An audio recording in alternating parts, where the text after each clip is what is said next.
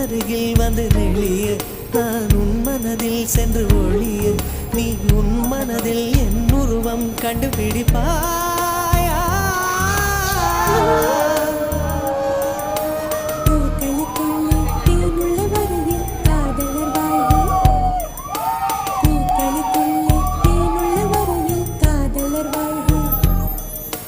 பூமிக்கு மேலே வானுள்ள வரையில் காதலும் வாழ்க காற்றே என் வாசல் வந்தாய் மெதுவாக கதவு திறந்தாய்